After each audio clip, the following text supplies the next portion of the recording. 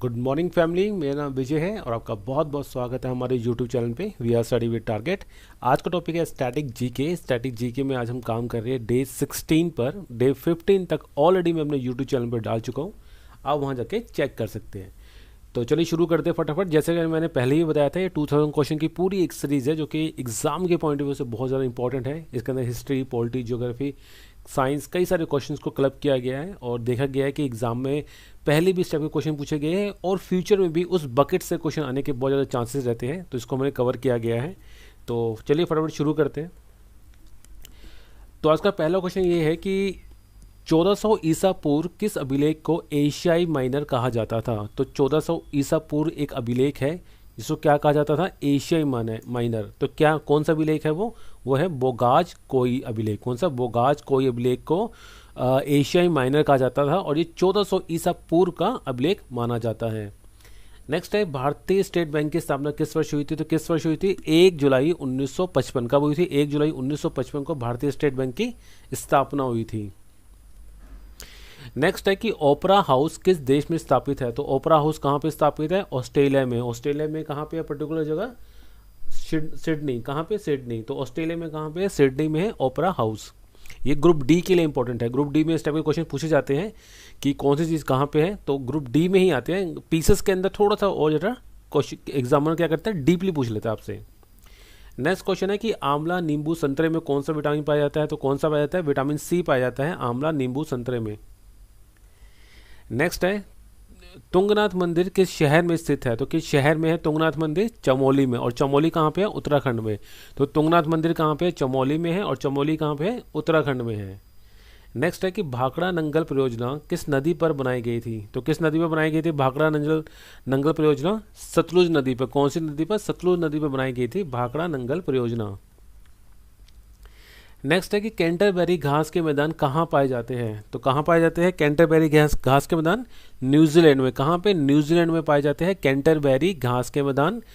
Poclain घास के मैदान पाए जाते हैं ऑस्ट्रेलिया में। और सेराडो घास के मैदान पाए जाते हैं आपके ब्राज़ील में। तो कैंटरबरी का घास के मैदान आता है तो आपको क्या टिक करना है? न्यूजीलैंड। कैंटरबरी कहाँ पे है? न्यूजीलैंड में है। पॉकलैंड कहाँ पे है? ऑस्ट्रेलिया में है। और सेराडो घास के मैदान कहाँ पे है? ब्राज़ील में है। नेक्स्ट क्वेश्चन यहाँ पे कह रहा है कि किस संविधान संशोधन के अंतर्गत यह तय किया गया था कि लोकसभा की कुल संख्या का 15% जो है वो मंत्रिपरिषद में शामिल होगा। तो कौन सा ऐसा संविधान संशोधन है जो ये बताता है कि लोकसभा की जो कुल संख्या है उसका 15% जो है वो मंत्रिपरिषद में शामिल हो सकता है। तो 91वां संविधान संशोधन 91 जो संविधान संशोधन था वो ये बताता है कि जो लोकसभा में जितनी भी कुल संख्या है उसका 15% जो है वो मंत्रिपरिषद में शामिल हो सकता है। ये हुआ किस साल में था? ये 2003 में हुआ था। तो 91वां संविधान संशोधन 2003 के अंतर्गत ये बताया गया है कि लोकसभा की कुल संख्या का 15% मंत्रिपरिषद में शामिल हो सकता है। बहुत ज़्यादा इंपॉर्टेंट क्वेश्चन है ये। नेक्स्ट है कि नेपाल की संसद का नाम क्या है। तो नेपाल की संसद का नाम है राष्ट्रीय पंचायत। क्या नाम है नेपाल की संसद का? राष्ट्रीय पंचायत। उज्बेकिस्तान की संसद का नाम क्या है? ओइली मजलिस। क्या नाम है उज्बेकिस्तान की संसद का? ओइली मजलिस। स्विट्जरलैंड की संसद का नाम है फेडरल असेंबली। क्या है स्विट्जरलैंड की संसद का नाम? Federal assembly. और मलेशिया की संसद का नाम क्या है? दीवान निगारा। क्या नाम है? दीवान निगारा। ये ग्रुप डी के पॉइंट ऑफ व्यू से काफ़ी इंपॉर्टेंट है। उसमें ऐसे क्वेश्चन पूछे जाते हैं। किसी कंट्री की करेंसी पूछ ली जाती है, कई बार किसी कंट्री की कैपिटल पूछ ली जाती है, किसी कंट्री की संसद पूछ ली जाती है। तो जो ग्रुप डी की तैयारी कर रहा होगा उसके लिए काफ़ी इंपॉर्टेंट है कि इस टाइप के टॉपिक्स वो करके जाए। तो नेपाल की संसद को क्या कहते हैं? राष्ट्रीय पंचायत कहते हैं। उज्बेकिस्तान की संसद को कहते हैं ओइली मजलिस। स्विट्जरलैंड की संसद को कहा जाता है फेडरल असेंबली। और मलेशिया की संसद को कहते हैं दीवान निगारा। नेक्स्ट क्वेश्चन यहाँ पे है कि गरीबी हटाओ का नारा किस परियोजना के अंतर्गत दिया गया था। तो कौन सी परियोजना थी? 5वीं पंचवर्षीय योजना। कौन सी पंचवर्षीय योजना? 5वीं पंचवर्षीय योजना के अंतर्गत गरीबी हटाओ का नारा दिया गया था। और टाइम पीरियड क्या था? तो 1974 से 1979 का टाइम पीरियड था जिस टाइम ये नारा दिया गया था, गरीबी हटाओ। ठीक है। और कौन सी पंचवर्षीय योजना थी? 5वीं पंचवर्षीय योजना थी। नेक्स्ट है कि डूरेंट कप किस खेल से संबंधित है। तो कौन से खेल से संबंधित है डूरेंट कप? फुटबॉल से। कौन से कप से? फुटबॉल से संबंधित है डूरेंट कप। हॉकी मैच के कप कहाँ पे? सीसा कप। ये थोड़ा सा शायद गलत लिखा हुआ है यहाँ पे। तो यहाँ पे क्या कि डूरेंट कप जो है वो फुटबॉल से संबंधित है। फीफा कप भी फुटबॉल से संबंधित है और संतोष ट्रॉफी का संबंध भी किससे है, फुटबॉल से। तो इन केस अगर क्वेश्चन आता है डूरेंट कप से लेके फीफा कप तो आपको पता है कि फुटबॉल से है। डूरेंट कप और संतोष ट्रॉफी का संबंध किससे है, फुटबॉल से है। नेक्स्ट क्वेश्चन हमें पूछ रहा है कि 1984 में यूनेस्को द्वारा भारत के किन किन जगहों को शामिल किया था। तो यूनेस्को की जो लिस्ट है उसके अंदर 1984 के अंदर किन जगहों को शामिल किया गया था भारत के अंदर। तो महाबलीपुरम में जो स्मारक है जो कहाँ पे है, तमिलनाडु में, इनको शामिल किया गया था 1984 में। और सूर्य मंदिर जो कोकण है कहाँ पे, उड़ीसा के अंदर, इसको भी शामिल किया गया था यूनेस्को की लिस्ट में 1984 में। यूनेस्को की जो लिस्ट है वो बहुत ज़्यादा इंपॉर्टेंट है। वहाँ से क्वेश्चन कैसे भी पूछा जा सकता है, आपको ये भी पूछा जा सकता है ये किसने बनाया था, कहाँ पर है, किस टाइम पीरियड के बने हुए हैं, या किस राज्य में है, स्टेट के बारे में पूछा जा सकता है, कुछ भी क्वेश्चन पूछा जा सकता है। यूनेस्को की लिस्ट के अंदर जितने भी मंदिर आ रहे हैं, जितनी भी जगहें आ रही हैं, उनको अच्छे से क्वेश्चन करके जाना। इन केस, क्योंकि ये पहले से पूछे जा रहे हैं, इन केस अगर एग्जामर थोड़ा सा और डीपली जाता है तो वो इस टाइप के क्वेश्चन पूछ सकता है कि 1984 में यूनेस्को की लिस्ट में कौन कौन शामिल हुए थे। समझ रहे ना, जैसे पहले क्या था, पहले भी ये क्वेश्चन पूछे जाते थे, मगर पहले जो पूछे जाते थे कि ये पूछा जाता था कि जो महाबलीपुरम के स्मारक है वो कौन से राज्य में है, ठीक है, या जो सूर्य मंदिर है वो कहाँ पे है, ये यूनेस्को की लिस्ट में शामिल है, ऐसे करके पूछे जाते थे। अब हो सकता है आपसे ईयर पूछ लिया जाए या ईयर के आधार पर पूछ लिया जाए कि उस साल में कौन से जो क्या कहते हैं स्मारक थे, कौन सी जगहें थी, कौन से मंदिर थे वो यूनेस्को की लिस्ट में शामिल हुए थे। तो ये इस हिसाब से याद करके जाना, क्योंकि अब का जो लेवल है थोड़ा थोड़ा अपग्रेड होता जा रहा है। तो 1984 के बारे में बात करें, 1984 के बारे में बात करें तो यूनेस्को की लिस्ट में 2 जगह शामिल हुई थी, महाबलीपुरम के स्मारक जो कि तमिलनाडु में है, और सूर्य मंदिर कंकोड़ जो कहाँ पे है, उड़ीसा में है। नेक्स्ट है कि तीसरी बौद्ध संगति कहाँ आयोजित हुई थी। तो कहाँ हुई थी आयोजित तीसरी बौद्ध संगति, पाटलिपुत्र में हुई थी। कहाँ पे हुई थी, पाटलिपुत्र में हुई थी तीसरी बौद्ध संगति, ठीक है। अध्यक्षता किसने की थी, मोगलीपुत्र तीरस ने की थी। किसने की थी, मोगलीपुत्र तीरस ने की थी। सम्राट अशोक के शासनकाल के टाइम पीरियड पे हुई थी। ये बहुत ज़्यादा इंपॉर्टेंट है तीसरी, क्योंकि सम्राट अशोक से संबंधित है। और हिस्ट्री में देखिए समझिए, एक तो अकबर और एक अशोक, दोनों ही बहुत इंपॉर्टेंट है। दोनों से क्वेश्चन बनने के बहुत ज़्यादा चांसेस रहते हैं। कई बार मैंने ये बात बताई है आपको, अगर आप तैयारी कर रहे हैं और हिस्ट्री को पढ़ रहे हैं तो इन दोनों को सबसे पहले कवर कर लीजिए, क्योंकि जहाँ से ज़्यादा चांसेस होते हैं एग्जाम के, जहाँ से ज़्यादा चांसेस होते हैं क्वेश्चन बनने के, उसको पहले कवर करना चाहिए, राइट। तो अशोक और अकबर के जितना भी आपको मटेरियल मिलता है वो सारा कंप्लीट कर लेना चाहिए आपको एग्जाम से पहले। सम्राट अगर जो अकबर है उसके बारे में बताओ, तो मैंने ऑलरेडी एक वीडियो डाल रखी है मेरे यूट्यूब चैनल पे, जिसके अंदर मैंने जितना मैं डीपली पढ़ा सकता था, जो मुझे लगा कि हाँ ये एग्जाम के पॉइंट से इंपॉर्टेंट है, वो सारा का सारा मैंने उसके अंदर कवर किया है, ठीक है। 2 या 2.5 घंटे की वीडियो है अप्रोक्स वो, मगर ये है कि उसको करने के बाद आपको कोई भी क्वेश्चन जो है वो अकबर से नहीं छूटेगा। इवन जो उसके जो 9 रत्न है उसको भी मैंने उसके अंदर इंक्लूड किया है, क्योंकि वो भी बहुत इंपॉर्टेंट है। वहाँ से भी क्वेश्चन बने देखा गया कि पीछे बने हैं वहाँ से क्वेश्चन, राइट। तो वो जो पूरा पैकेज है जो क्या कहते हैं अकबर का है, 2 घंटे का अराउंड कुछ है, उसको जरूर कवर करना। वहाँ से आपका पूरा का पूरा टॉपिक अच्छे से बिल्कुल कंप्लीट हो जाएगा। तो यहाँ क्वेश्चन में वापस आते हैं और तीसरी बौद्ध संगति के बारे में बात करते हैं। तो तीसरी बौद्ध संगति हुई थी हमारी पाटलिपुत्र में, अध्यक्षता की थी मोगलीपुत्र तीरस ने, और किसके टाइम पीरियड में हुई थी, सम्राट अशोक के टाइम पीरियड में हुई थी तीसरी बौद्ध संगति। नेक्स्ट है कि मैकमोहन रेखा का निर्धारण किस वर्ष किया गया था। तो किस वर्ष किया गया था मैकमोहन रेखा का निर्धारण, 1914 में। कब किया गया था, 1914 में किया गया था मैकमोहन रेखा का क्या कहते हैं निर्धारण। नेक्स्ट है, और ये जो मैकमोहन रेखा ये कहाँ पे है, किन के बीच में है। तो ये मैकमोहन जो रेखा है ये भारत और चीन के बीच में है। किन के बीच में, भारत और चीन के बीच में है। और रेड क्लिफ रेखा कहाँ पे है, रेड क्लिफ रेखा कहाँ पे है, हमारे इंडिया और पाकिस्तान के बीच में है। नेक्स्ट है, गीता रहस्य पुस्तक की लेखक कौन है। तो किसके द्वारा लिखित है गीता रहस्य, तो बाल गंगाधर द्वारा लिखित है गीता रहस्य। किनके द्वारा लिखित है गीता रहस्य, बाल गंगाधर द्वारा लिखित है गीता रहस्य। दास कैपिटल के जो लेखक है वो है कार्ल मार्क्स, रिपब्लिक के लेखक है प्लूटो, और पोस्ट ऑफिस के लेखक है रविंद्रनाथ टैगोर। ये चारों के चारों बहुत ज़्यादा इंपॉर्टेंट है पीसेस के पॉइंट ऑफ व्यू से, वहाँ पे क्वेश्चन आ सकता है इन तीनों में से, इन चारों में से कोई भी। गीता रहस्य पूछा जा सकता है, गीता रहस्य का संबंध है किससे, बाल गंगाधर तिलक से। तो किसने लिखी थी गीता रहस्य, बाल गंगाधर तिलक। दास कैपिटल के लेखक कौन है, कार्ल मार्क्स। रिपब्लिक के लेखक कौन है, प्लूटो। और पोस्ट ऑफिस के लेखक कौन है, रविंद्रनाथ टैगोर।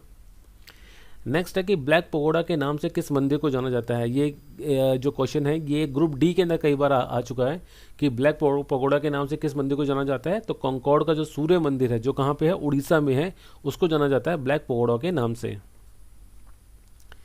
नेक्स्ट है कि डेनमार्क जल संधि किन दो महासागरों को आपस में जोड़ती है। तो कौन से दो ऐसे महासागर है जो डेनमार्क जल संधि के द्वारा आपस में मिलते हैं। तो डेनमार्क जल संधि उत्तरी अटलांटिक और आर्कटिक महासागर को आपस में जोड़ती है। किसको? उत्तरी अटलांटिक और आर्कटिक जो महासागर है उसको तो आपस में जोड़ती है। अलग किसको करती है? तो इंग्लैंड को फ्रांस से अलग करती है। इन केस क्वेश्चन आ सकता है कि इंग्लैंड और फ्रांस के बीच में कौन सी जल संधि है। तो इंग्लैंड और फ्रांस के बीच में डेनमार्क जल संधि है। कौन सी जल संधि है? इंग्लैंड और फ्रांस के बीच में डेनमार्क जल संधि है। और डेनमार्क जो जल संधि है वो उत्तरी अटलांटिक को आर्कटिक महासागर से अलग जोड़ती है। उत्तरी अटलांटिक को आर्कटिक महासागर से जोड़ती है और इंग्लैंड को फ्रांस से अलग करती है। नेक्स्ट है सरहिंद नहर परियोजना किस नदी पर बनाई गई है। तो किस नदी पर बनाई गई है सरहिंद नहर परियोजना? सतलुज नदी पर। कौन सी नदी पर? सतलुज नदी पर बनाई गई है सरहिंद नहर परियोजना। सा से सतलुज, सा से सरहिंद। सरहिंद नहर परियोजना कौन सी नदी पे है? सतलुज नदी पर बनाई गई है।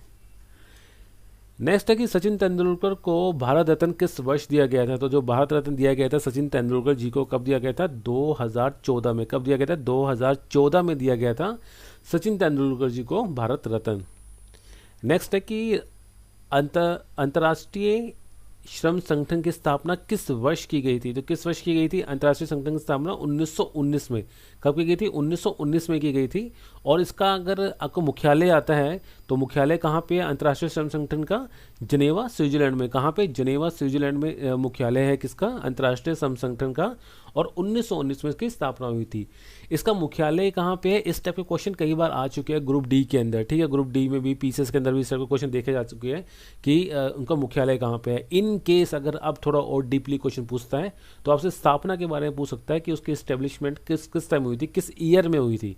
तो अगर हम बात करें कि इंटरनेशनल श्रम संगठन की तो 1919 में इसकी स्थापना हुई थी और इसका जो मुख्यालय है वो जनेवा स्विट्जरलैंड में स्थित है। नेक्स्ट है पंचायती राज दिवस कब मनाया जाता है। तो पंचायती राज दिवस कब मनाया जाता है? 24 अप्रैल को। कब मनाया जाता है? 24 अप्रैल को मनाया जाता है पंचायती राज दिवस। विश्व मलेरिया दिवस कब मनाया जाता है? 25 अप्रैल को। कब मनाया जाता है? 25 अप्रैल को मनाया जाता है विश्व मलेरिया दिवस। और अर्थ डे या पृथ्वी दिवस कब मनाया जाता है? 22 अप्रैल को। कब मनाया जाता है? 22 अप्रैल को। तो पंचायती राज दिवस तो सबको पता है कि 24 अप्रैल को आता है। ठीक है, क्योंकि पंचायत के अभी बीच में क्या कहते हैं हरियाणा के अंदर ग्राम सचिव के वो निकले थे, फॉर्म निकले हुए थे, तो कई लोगों ने भरे थे फॉर्म उसके। हालांकि उसका भी एग्जाम हुआ नहीं है, पोस्टपोन हो गया दोबारा से। मगर उस समय पंचायती राज के बारे में कई लोगों ने बहुत डीपली पढ़ा था। तो जो 24 अप्रैल है, 24 अप्रैल को हम क्या मनाते हैं? पंचायती राज मनाते हैं। कब मनाते हैं? पंचायती राज कब मनाते हैं? 24 अप्रैल को मनाते हैं। ठीक है, और अगर विश्व मलेरिया दिवस के बारे में बात है कि तो 25 अप्रैल, 24 अप्रैल के बाद 25 अप्रैल को विश्व मलेरिया दिवस। और उससे पहले, इन दोनों से पहले पृथ्वी, यानी कि आप ऐसा कर लीजिए कि 22 अप्रैल को सबसे पहले हम क्या करते हैं? अर्थ डे मनाते हैं। जब हम पृथ्वी दिवस मनाते हैं उसके बाद हम क्या करते हैं? हम पंचायती राज दिवस मनाते हैं 24 अप्रैल को। फिर हम क्या करते हैं? फिर मलेरिया दिवस मनाते हैं। हम क्या करते हैं? 22 अप्रैल से स्टार्ट करते हैं। 22 अप्रैल को हम मनाते हैं पृथ्वी दिवस। क्या मनाते हैं? पृथ्वी दिवस। अर्थ डे मनाते हैं हम 22 अप्रैल को। फिर हम आते हैं 23 अप्रैल में, कुछ नहीं करते। फिर हम आते हैं 24 अप्रैल में। फिर 24 अप्रैल के अंदर हम क्या करते हैं? 24 अप्रैल के अंदर हम राष्ट्रीय पंचायत दिवस मनाते हैं। कब मनाते हैं? 24 अप्रैल में राष्ट्रीय पंचायत दिवस मनाते हैं। और फिर उसके बाद नेक्स्ट डे 25 अप्रैल को तब क्या करते हैं? हम विश्व मलेरिया दिवस मनाते हैं। क्या करते हैं? 25 अप्रैल को विश्व मलेरिया दिवस मनाते हैं। नेक्स्ट है कि मूक क्रांति का संबंध किससे है। तो किससे है मूक क्रांति का संबंध? मोटे अनाज से। क्या किससे? मोटे अनाज से है। मोटे अनाज के उत्पादन से संबंधित है मूक क्रांति। पीली क्रांति का संबंध है तिलहन उत्पादन से। गुलाबी क्रांति का संबंध है झींगा मछली जो होती है उसके उत्पादन से। और गोल क्रांति का संबंध है आलू उत्पादन से। और स्वर्ण क्रांति का संबंध किससे है? जूट उत्पादन से। बहुत ज़्यादा इंपॉर्टेंट है ये। पीसेस में भी क्वेश्चन पूछा जा सकता है मैचिंग के तौर पे। 4 ऑप्शन इधर हो गए, 4 ऑप्शन इधर हो गए, आपको मैच करना पड़ेगा। और ग्रुप डी में तो इस तरह के क्वेश्चन कई बार देखे गए हैं। तो मूक क्रांति का संबंध है मोटे अनाज से। मूक क्रांति का संबंध किससे? मोटे अनाज से। पीली क्रांति का संबंध है तिलहन उत्पादन से। पीली क्रांति का संबंध है तिलहन उत्पादन से। गुलाबी क्रांति का संबंध है आपकी झींगा मछली के उत्पादन से। गुलाबी क्रांति का मतलब किससे? झींगा मछली के उत्पादन से या उनके पालन से। ठीक है, और गोल क्रांति का संबंध है आलू से। और स्वर्ण क्रांति का संबंध है आपका जूट उत्पादन से। नेक्स्ट क्वेश्चन यहाँ पे कह रहा है कि भारत में पहली बार डाक टिकट का प्रचलन है वो कब हुआ था। तो भारत में पहली बार जो डाक टिकट है इसका प्रचलन कब हुआ था, 1854 में। कब हुआ था, 1854 में। किसके टाइम पीरियड में हुआ था, तो डलहौजी के टाइम पीरियड पे हुआ था। किसके टाइम पीरियड पे हुआ था, डलहौजी के टाइम पीरियड में हुआ था। 1854 के अंदर पहली बार भारत के अंदर डाक टिकट का प्रचलन। नेक्स्ट है सर्वप्रथम भूगोल यानी कि ज्योग्राफी शब्द का प्रयोग किसने किया था। तो किसने दिया था ये शब्द, या किसने प्रयोग किया था ये शब्द, तो एरिस्टोस्थेनीज द्वारा ये शब्द प्रयोग किया गया था भूगोल, जिसका इंग्लिश में वर्ड क्या है, ज्योग्राफी। और ये कौन थे, एरिस्टोस्थेनीज कौन थे, ये ग्रीक विद्वान थे। कौन से, ग्रीक विद्वान थे ये। इन्होंने सबसे पहले भूगोल शब्द का प्रयोग किया था। नेक्स्ट है कि विंग्स ऑफ फायर पुस्तक के लेखक कौन है। तो कौन है विंग्स ऑफ फायर के, एपीजे अब्दुल कलाम। कौन है विंग्स ऑफ फायर के लेखक, APJ Abdul Kalam. Flying It My Way इसके लेखक कौन है, Sachin Tendulkar. Flying It My Way के लेखक कौन है, सचिन तेंदुलकर। और अनब्रेकेबल के लेखक कौन है, मैरी कॉम। कौन है, मैरी कॉम। स्पोर्ट्स से भी क्वेश्चन कई पूछे जा सकते हैं, स्पोर्ट्स के अंदर बुक्स पूछी जा सकती है जिसको मैंने कवर किया है इसके अंदर, और बहुत ज़्यादा इंपॉर्टेंट है। मगर ये इंपॉर्टेंट जो है वो पीसेस के पॉइंट ऑफ व्यू से है। अगर इस टाइप के क्वेश्चंस आते हैं तो आपके पीसेस लेवल के अंदर आएंगे, राइट। तो विंग्स ऑफ फायर के लेखक कौन है, विंग्स ऑफ फायर के लेखक है आपके एपीजे अब्दुल कलाम। और फ्लाइंग इट माई वे के लेखक कौन है, Sachin Tendulkar. Flying It My Way के लेखक कौन है, सचिन तेंदुलकर।